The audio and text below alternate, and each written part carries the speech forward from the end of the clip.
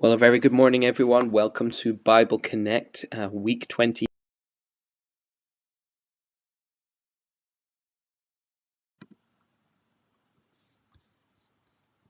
Sorry, folks. Seem to have lost my place.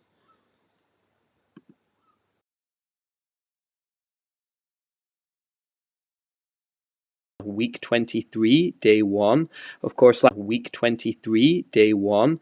Of course, last week, you'll know I was off sick, so wasn't able to do all of the readings last week. But if you've been following along on the reading plan, today we should be landing on Proverbs chapter 3 and the book of Romans chapter 10. Because we've begun a new book, which is Proverbs, a book full of God's wisdom and instructions on how we can practical wisdom in our everyday lives, wisdom that leads to life.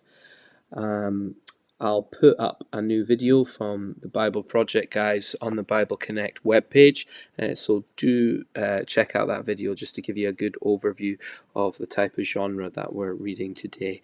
But let's get stuck into it. So we're Proverbs chapter 3, I think we'll read to chapter 5, and then we'll read Romans chapter 10. My son, do not forget my teaching, but let your heart keep my commandments. For length of days and years of life and peace they will add to you. Let not steadfast love and faithfulness forsake you. Bind them around your neck. Write them on the tablet of your heart, so you will find favor and good success in the sight of God and man. Trust in the Lord with all your heart. Do not lean on your own understanding. In all your ways acknowledge him, and he will make straight your paths. Be not wise in your own eyes. Fear the Lord, and turn away from evil. It will be healing to your flesh and refreshment to your bones. Honor the Lord with your wealth and with the first fruits of all you produce. Then your barns will be filled with plenty, and your vats will be bursting with wine. My son, do not despise the Lord's discipline, or be weary of his reproof. For the Lord reproves him whom he loves, as a father the son in whom he delights. Blessed is the one who finds wisdom, and the one who gets understanding. For the gain from her is better than gain from silver, and her profit better than gold. She is more precious than jewels, and nothing you desire can compare with her. Long life is in her right hand. In her left hand are riches and honor. Her ways are the ways of pleasantness, and all her paths are peace. She is a tree of life to those who lay hold of her. Those who hold her fast are called blessed. The Lord by wisdom founded the earth. By understanding he established the heavens. By his knowledge the deeps broke open, and the clouds dropped down the dew. My son, do not lose sight of these. Keep sound wisdom and discretion, and they will be life for your soul, an adornment for your neck. Then you will walk in your way securely, and your foot will not stumble. If you lie down, you will not be afraid. When you lie down, your sleep will be sweet. Do not be afraid of sudden terror or of the ruin of the wicked when it comes, for the Lord will be your confidence and will keep your foot from being caught. Do not withhold good from those to whom it is due, when it is in your power to do it. Do not say to your neighbor, "Go and come again, tomorrow I will give it," when you have it with you. Do not plan evil against your neighbor, who dwells trustingly beside you. Do not contend with a man for no reason, when he has done you no harm. Do not envy a man of violence, and do not choose any of his ways, for the devious person is an abomination to the Lord, but the upright are in his confidence. The Lord's curse is on the house of the wicked, but he blesses the dwelling of the righteous. Towards the scorners he is scornful, but to the humble he gives favor. The wise will inherit honor, but fools will get disgrace. Hear, O sons, a father's instruction, and be attentive, that you may gain insight, for I give you good precepts. Do not forsake my teaching. When I was a son with my father, tender, the only one in the sight of my mother, he taught me and said to me, "Let your heart hold fast my words. Keep my commandments and live." Get wisdom, get insight. Do not forget, and do not turn away from the words of my mouth. Do not forsake her. she will keep you. Love her, she will guard you. The beginning of wisdom is this: get wisdom. And whatever you get insight. Prize her highly, and she will exalt you. She will honor you. Embrace her. She will place on your head a graceful garland. She will bestow on you a beautiful crown. Hear, my son, accept my words, that the years of your life may be many. I have taught you the way of wisdom. I have led you in the paths of uprightness. When you walk, your step will not be hampered, and if you run, you will not stumble. Keep hold of instruction. Do not let go. Guard her, for she is your life. Do not enter the path of the wicked, and do not walk in the way of evil. Avoid it. Do not go on it. Turn away from it, and pass on. For they cannot sleep unless they have done wrong. They are robbed of sleep unless they have made someone stumble. For they eat the bread of wickedness and drink the wine of violence. But the path of the righteous is like the light of dawn, which shines brighter and brighter until full day. The way of the wicked is like deep darkness. They do not know over what they stumble. My son, be attentive to my words. Incline your ear to my sayings. Let them not escape from your sight.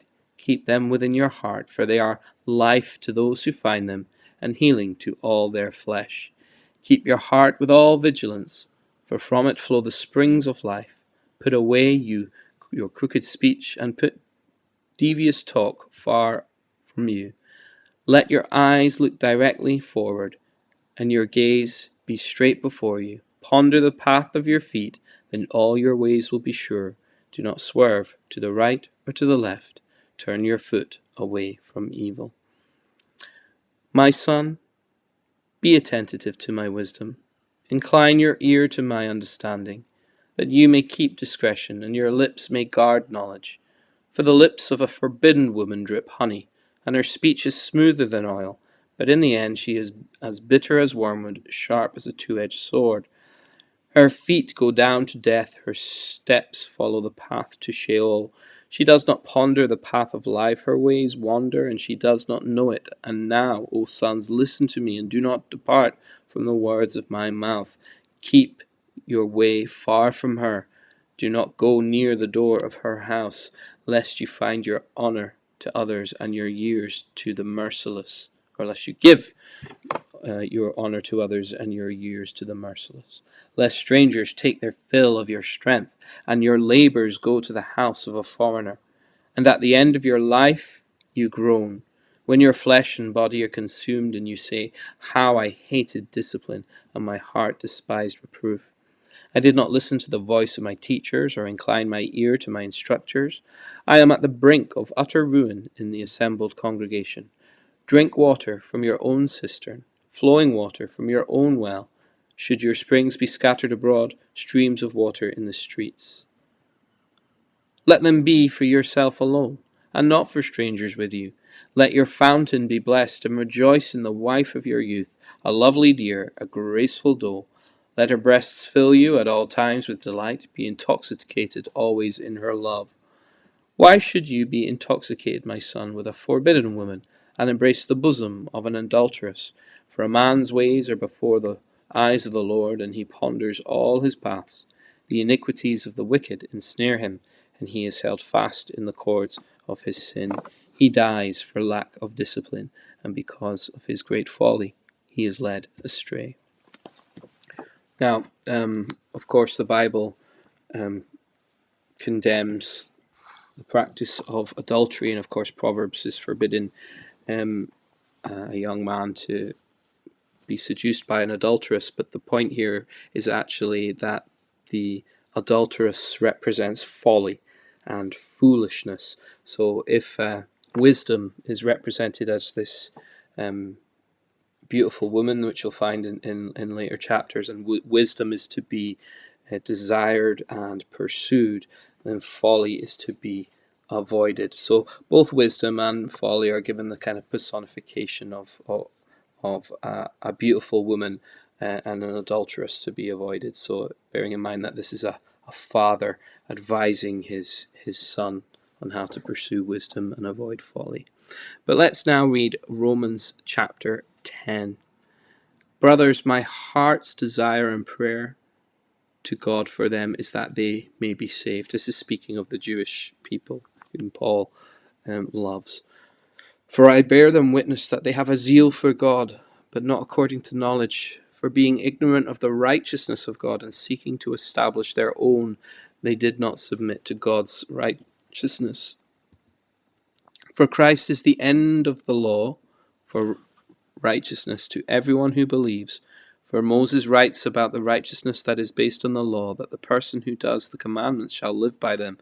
But the righteousness based on faith says, do not say in your heart who will ascend into heaven, that is to bring Christ down, or who will descend into the abyss, that is to bring Christ up from the dead. But what does it say? The word is near you, in your mouth and in your heart, that the word of faith that we proclaim, that is.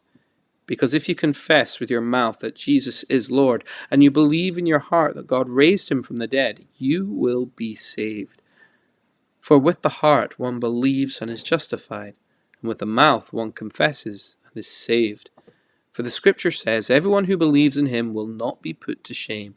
For there is no distinction between Jew and Greek, for the same Lord is Lord of all, bestowing his riches on all who call on him. For everyone who calls on the name of the Lord will be saved. How then will they call on him whom they have not believed? And how are they to believe in him whom they have never heard? And how are they to hear without someone preaching? And how are they to preach unless they are sent? As it is written, how beautiful are the feet of those who preach good news! But they have not all obeyed the gospel. For Isaiah says, Lord, who has believed what has been heard from us? So, faith comes from hearing, and hearing through the word of Christ. But I ask, have they not heard? Indeed they have, for their voice has gone out into all the earth, and their words to the ends of the world. But I ask, did Israel not understand? For Moses says, I will make you jealous of those who are not a nation. With a foolish nation I will make you angry. Then Isaiah is so bold as to say, I have been found by those who did not seek me. I have shown myself to those who did not ask for me. But of Israel, he says, all day long I have held out my hands to a disobedient and contrary people. So, folks, that concludes our readings today.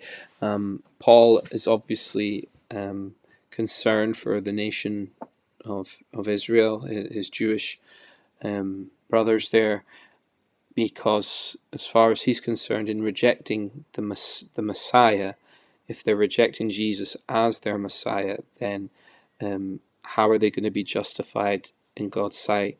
Either they have to keep the law absolutely perfectly, which nobody ever has, or they have to have faith in Jesus.